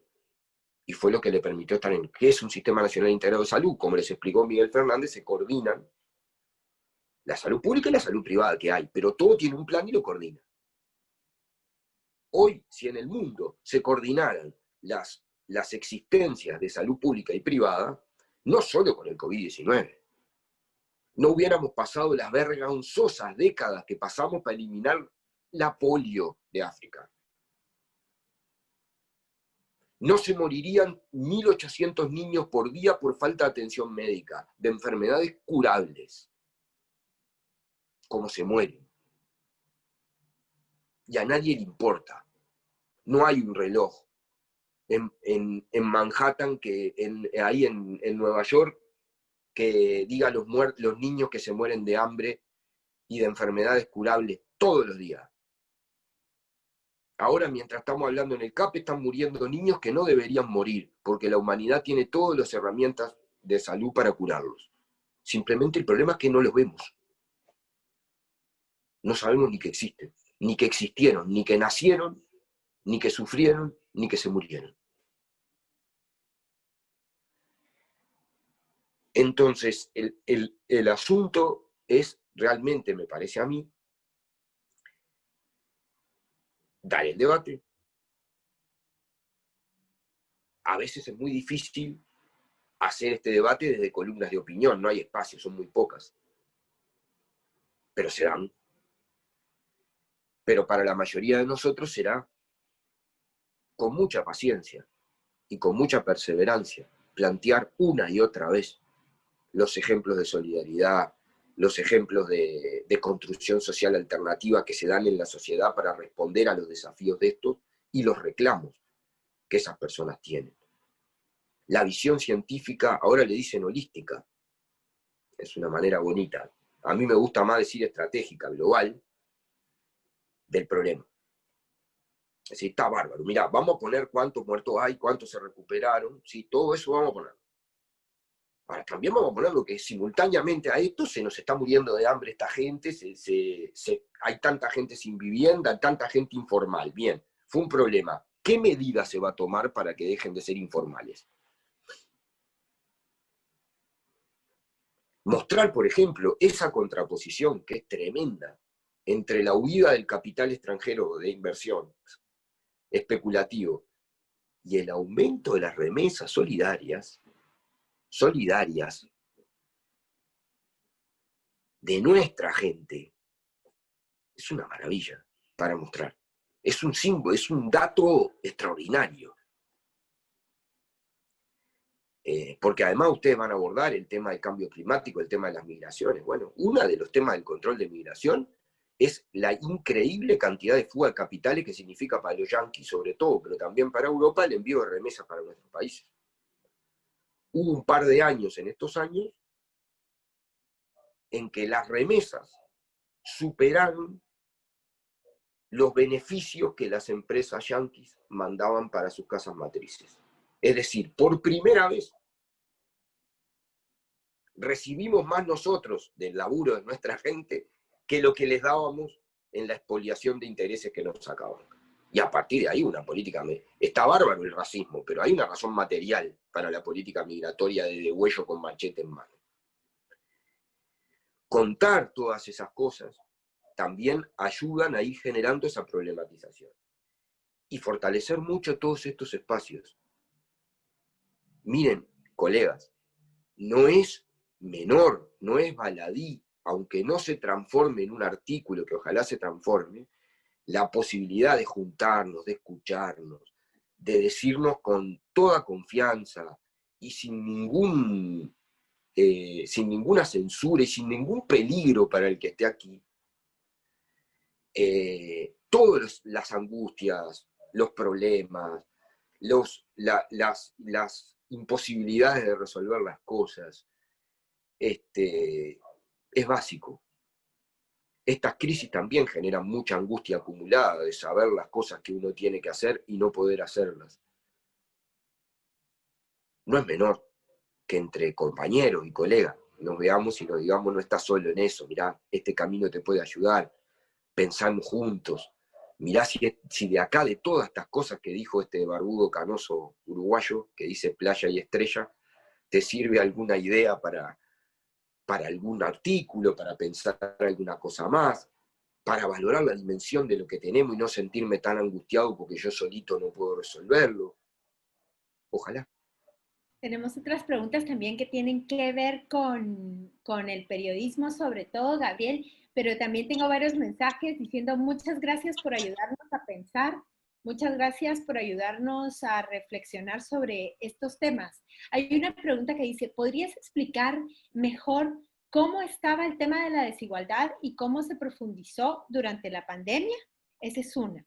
La otra pregunta es, Miguel Fernández Galeano decía que el periodismo y las autoridades deberían de trabajar de la mano para brindar información fidedigna y un mejor panorama de la pandemia a la población. ¿Ves adecuada y necesaria esta alianza?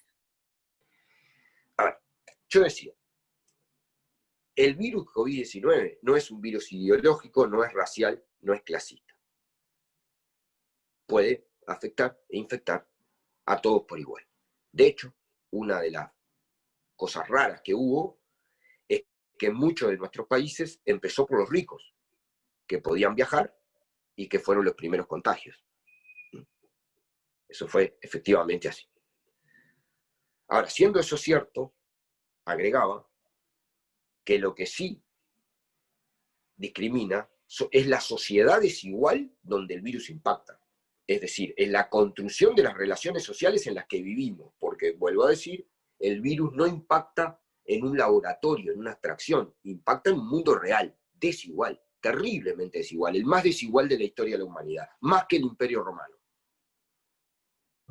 Hoy los ricos son más ricos que lo que eran los emperadores romanos, y además son globales. Eso es el libro de Tomás Piketty, que ojalá pudiera sacarlo para mostrarlo, pero se me cae el sub, si lo saco. Lo que estoy diciendo es lo siguiente, a ver, en una sociedad desigual, donde se tomaron insuficientes medidas, cuando se tomaron para atender esas desigualdades, lo que hizo en una crisis del capitalismo que era preexistente, porque no es que veníamos de una sociedad, de un mundo floreciente en la economía y que agarró el COVID-19, no. Veníamos de todavía sufrir la crisis del 2008, veníamos con Estados Unidos apenas saliendo, con un enlentecimiento del comercio mundial, con una caída de las economías importantes, y en América Latina ni hablar, ¿no? O sea, a ver, el estallido social en Chile no fue por el COVID-19, fue antes. El estallido social en Colombia fue antes, el estallido social en Ecuador fue antes, por nombrar algunos, nada más, ¿no? Entonces, esa es otra cosa, ¿no? No podemos permitir que el COVID-19 haya invalidado todo lo que pasó, ¿no? Y que ahora las movilizaciones que valgan sean las de los oligarcas argentinos pidiendo que les dejen explotar a la gente en sus estancias, ¿no?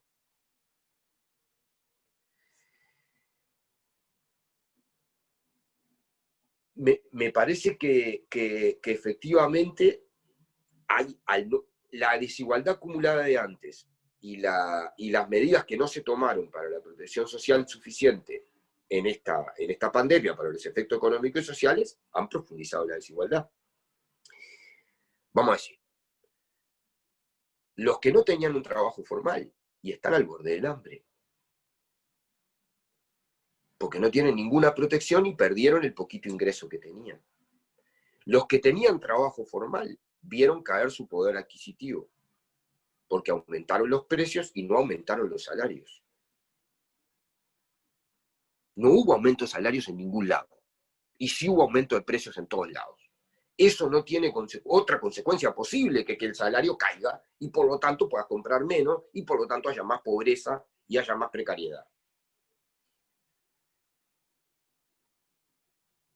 La OIT, yo lo volví a decir, establece que se van a perder entre 1.000 y 1.800 millones de puestos de trabajo en el mundo. La CEPAL habla de más de 100 millones de pobres más en América Latina, que ya tenía más de 200, ¿no?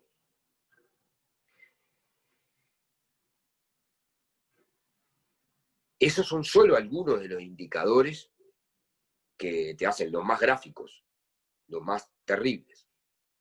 Leía el otro día un indicador de Guatemala que hablaba del aumento de la desnutrición infantil. Y hablaba de que el 85% de los niños guatemaltecos quedó desconectado del sistema educativo. La UNESCO dice que hay 1.800 millones de niños y adolescentes que quedaron desconectados de los sistemas educativos.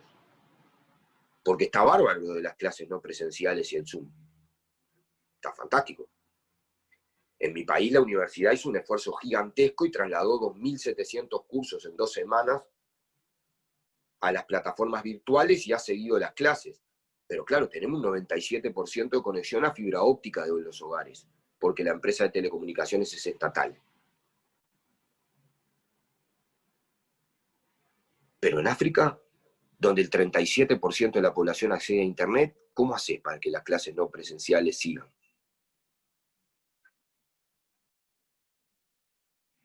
Y en El Salvador, y en Honduras, y en Guatemala, y en México, donde dependés de Slim, ¿cómo haces?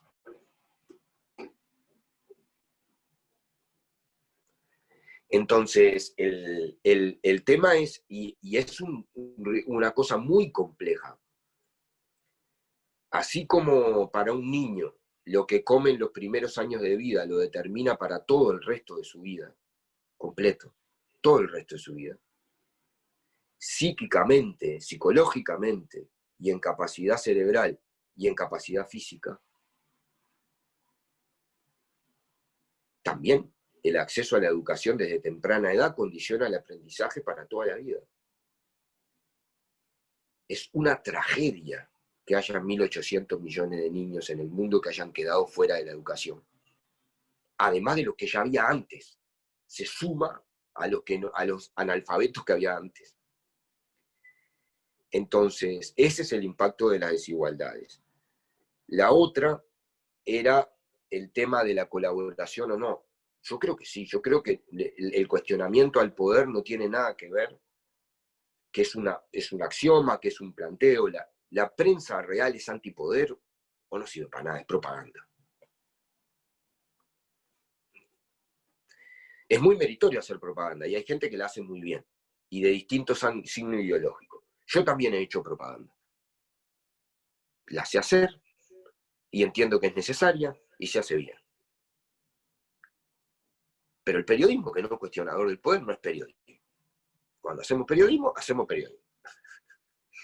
Y tratamos de, yo vuelvo a decir, no hay manera de decir yo tengo la verdad. Sería de una soberbia tan grande como Nayib Bukele o Hernández o Yamatei, que creen que sí tienen la verdad. O Bolsonaro, o Trump. Nosotros tenemos que ser lo suficientemente modestos y humildes para decir que con honestidad transmitimos el pedazo de verdad al que fuimos capaces de llegar. Y lo compartimos con nuestra sociedad, con honestidad, con esa humildad de punto de partida. Y desde esa humildad de punto de partida, nosotros tenemos que ayudar a informar lo que es imprescindible en una pandemia, porque hay parte, por más solidaridad que haga la sociedad, hay parte que son tareas del Estado. Y así como tenemos que denunciar cuando el Estado no la hace, tenemos que intentar informar claramente, por ejemplo, las medidas sanitarias imprescindibles, por ejemplo, los recaudos que hay que tomar, por ejemplo, las medidas que se tomaron. Eso no entra en contradicción con lo otro que dijimos, hay que ser muy responsable. Aquí en Uruguay hay experiencias para contarles, muy interesantes, que se han construido con un gobierno de derecha que ha tratado de romper todos los puentes y una sociedad organizada que ha construido enormes cosas que han permitido entablar las cosas como se pueden en el plano sanitario. Ahora, en el plano económico y social va a ser terrible el impacto de esto en nuestro país. Tenemos más preguntas. Hay una colega periodista guatemalteca que dice, hola, ¿qué tal, Gabriel? Gracias por el zarandeo. El zarandeo es como por movernos. para agitarnos. ¿Podría compartir el atajo hacia las alertas del Consejo de Seguridad sobre esta pandemia respiratoria? ¿Dónde podemos encontrar la información? Y luego, otra pregunta, ¿de qué manera podemos innovar los periodistas cuando en los países donde vivimos y trabajamos nos limitan bastante? Bien. La primera no fue el Consejo de Seguridad, fue la Organización Mundial de la Salud la que alertó. Lo que yo hablé del secretario general de la ONU, el secretario general de la ONU, apenas empezó la pandemia, yo no recuerdo ahora exactamente la fecha, estamos hablando de Antonio Guterres, pero seguramente fue marzo, si no principios de abril, hizo una convocatoria a los líderes del mundo a acordar, está en la página de la ONU y salió publicado en algunos medios incluso, pocos, pero salió, acordar acciones comunes, criterios comunes, etcétera, etcétera, etcétera, y no hubo ninguna respuesta de ningún tipo de nadie al reclamo del secretario general de la ONU. Y me parece que es un tema interesante de ver, ¿no? Ponerlo por lo menos como una lucecita roja. Oiga, toda la humanidad está afectada por lo mismo, bien, y no hemos sido capaces de construir una sola respuesta común, ni una. Cada estado hizo lo que le pareció. Algunos la inmunidad del rebaño, otro la cuarentena, otro la cuarentena obligatoria, otro la exhortación. No hubo ni siquiera coordinación para ver si algunos tenían mascarilla o no la tenían. La ONU ha distribuido ayuda a partir de sus programas, lo dije, en las agencias involucradas, y los grandes instrumentos de poder del mundo no han servido absolutamente para nada, para nada. Ni el G7, ni el G20, ni la OEA, ni la OTAN, nada, no sirven para nada. Y el Consejo de Seguridad de la ONU tampoco, no sirvió para nada. Es increíble que se siga considerando como un tema de seguridad el problema de la explosión en el Líbano, que sin duda lo es, y no se considera un problema de seguridad para la humanidad tratada en el organismo más importante que haya los millones de contagiados que hay y casi 1 millón de muertos. No, no es tema, es de las agencias especializadas. Una barbaridad. Entonces, el asunto de verdad es esa, y la OEA ni hablar, ¿no? La OEA no sirve ni para decir si hay viento. Una cosa escandalosa, un gastadero de plata infame en esas oficinas de Washington, y no han hecho absolutamente nada. Nada. Entonces, es la demostración de para qué sirve. Sí, yo vuelvo a rescatar, lo quiero decir, porque no hay que ser injusto y no hay que con dar manija, es decir, con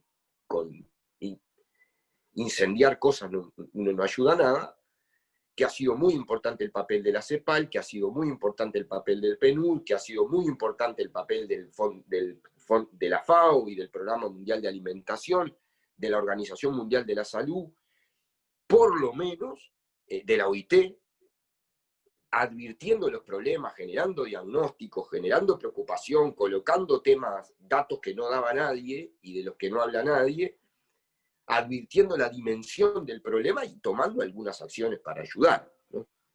Por ejemplo, la OIT ha dicho expresamente en todos sus documentos que de esto no se sale con acciones autoritarias solo de los gobiernos, que hay que ir a diálogos tripartitos en todos los países y en todos los continentes para ver cómo se arregla el asunto. Es decir, Estado, patronales, sindicatos, ¿no? Entonces, que es así, que no hay otra manera de encontrarle una salida a los desafíos que va a tener el mundo laboral en este planteo.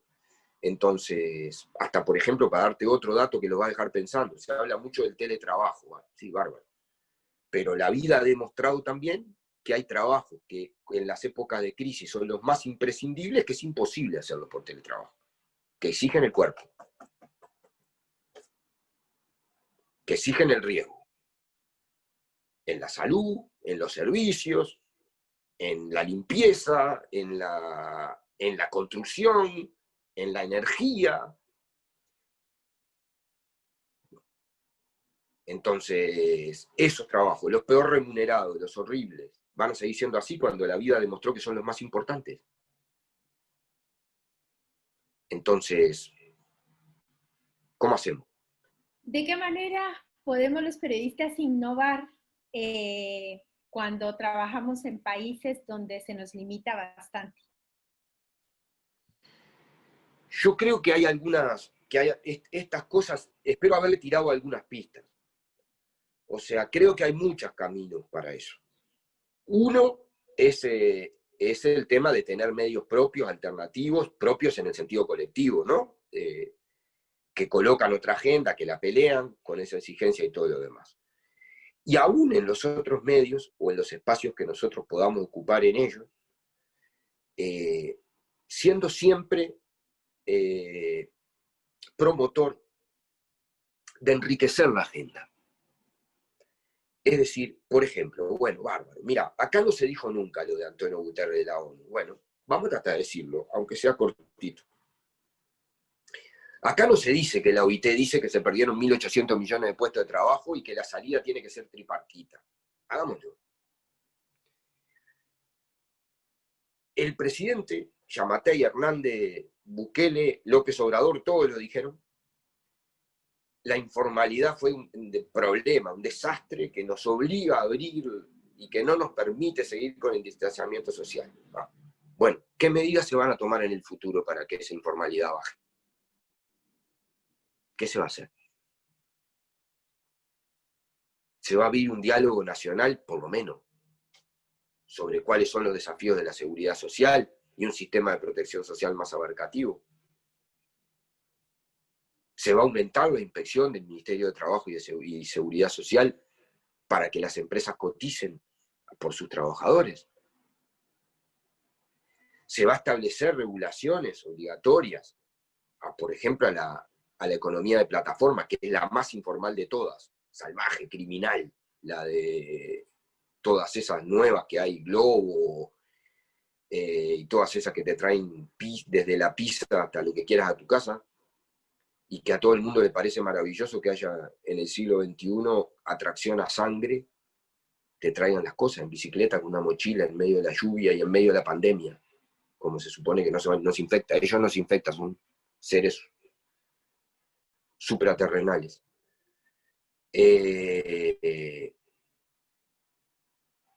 Me parece que ese es el camino, o sea, intentar colocar esta agenda, intentar colocar temas, te van a dejar y no te van a dejar, eso va a pasar, pero siempre queda algo cuando lo intentas, y además colocarlos en la pregunta y compartir información con los colegas, ayudarlos, ayudarse, escucharse, me parece que son los caminos para hacerlo. Las audiencias están cada vez más atraídas por cadenas de WhatsApp o cualquier cosa en Facebook, se creen cualquier cosa y el periodismo investigativo parece interesar cada vez a menos personas. Para esto en Uruguay, ¿cómo podemos enfrentarnos? ¿Pasa esto en Uruguay?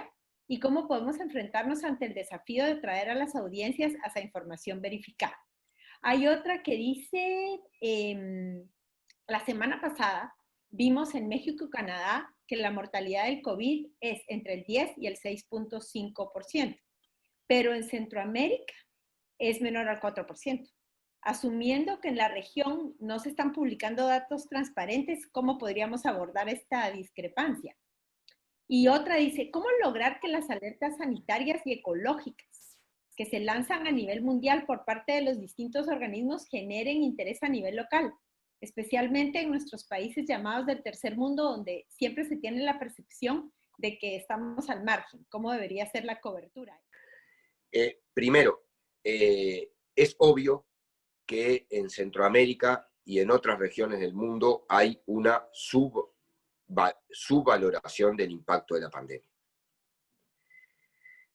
Yo no me atrevería a decir, porque sería un atrevido, valga la redundancia, también de las muertes y de las causas de las muertes. Pero sin duda hay una escasez de test, escasez de procesamiento de test, y por lo tanto uno de los problemas que tenemos aún en el análisis global de la pandemia es que en realidad solo se pueden hacer estimaciones del impacto que estás teniendo, porque las diferencias entre la cantidad de test y la calidad de estos y su procesamiento que hay en las distintas regiones del mundo es abismal.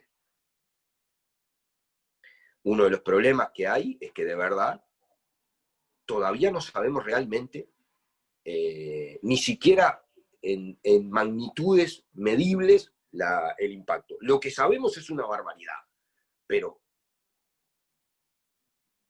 es altamente probable que sea más grande de lo que sabemos. Y me parece que está muy bueno comparar esas cifras y colocar, y estaría muy bueno, colega, no sé si es colega hombre o colega mujer, colega, que a eso le agregues, además de la diferencia de la prevalencia de las muertes y del nivel de mortalidad, ¿qué pasa con el hambre? ¿Qué pasa con la desocupación? ¿Qué pasa con la informalidad en Canadá y en Guatemala, en Canadá y en Honduras, en Canadá y El Salvador? ¿Qué pasa con la dimensión general de este problema? Era colega hombre. La otra dice, las audiencias cada vez más atraídas por cadenas de WhatsApp, por cualquier cosa en Facebook, pasa esto en Uruguay. ¿Cómo nos enfrentamos a este desafío? Sí, pasa en Uruguay, es un tema universal. Te diría más, cuanto mayor sea la conectividad de la población y la posibilidad de acceso a Internet de la población, más desafío en esto tenés, claramente, es así. Yo creo que la gran apuesta del periodismo de investigación y del periodismo serio es hacerlo con más seriedad, con más capacidad e insistir en eso. Que no podemos competir ni en la velocidad ni en la espectacularidad con las redes. No, porque además no está pensado nuestra noticia para eso. Y te dejo una frase de Onetti, uno de los mejores escritores del Uruguay, no tan conocido como Galeano y Benedetti, pero muy bueno, que decía, hay muchas formas de mentir. La más terrible de todas es decir la verdad, toda la verdad y ocultar el alma de los hechos. El periodismo serio de investigación, entre otras cosas, tiene la obligación de develar lo más que pueda el alma de los hechos. Bueno, queremos agradecerle muchísimo a Gabriel Mazarovich, colega periodista uruguayo, por haber estado con nosotros en este espacio del CAP. Muchísimas gracias, Gabriel. Para mí un honor y muchas gracias por el tiempo y por escuchar. Muchas gracias.